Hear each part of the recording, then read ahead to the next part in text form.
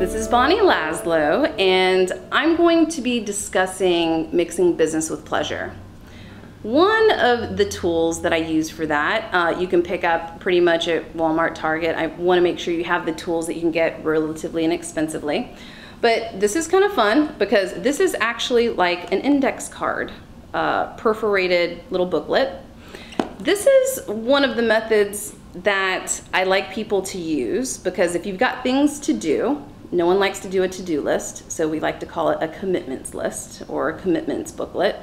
So these are the things that you want to accomplish, the things that you want to do, and you're going to write them down in here.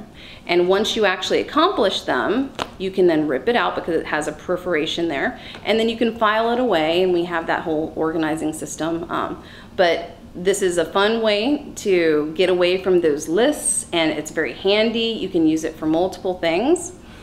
But also, if you are training, drilling, you can also put your scripts on here. You can put your vocabulary on here.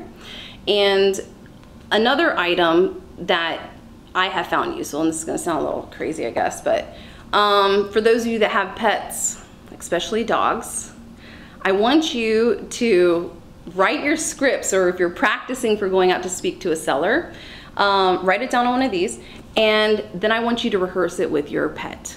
Because here's the cool thing about pets. If their tail is wagging, then you know that your tone level is up high enough to where you're actually attracting and saying things enthusiastically. And if you're saying things that are a little bit more confrontational or whatever, you're gonna notice that your dog kind of like puts their tail underneath their legs, you know, that kind of thing.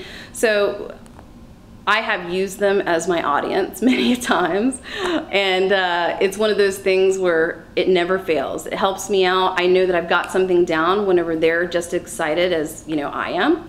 And they're a really good mirror. And mixing business with pleasure, you know, take your business. People say not to mix business with pleasure, but honestly, I love what I do for people. If I didn't mix business with pleasure, I would probably be trapped in my office forever. You know, no one would see who I am, or, you know, that kind of thing.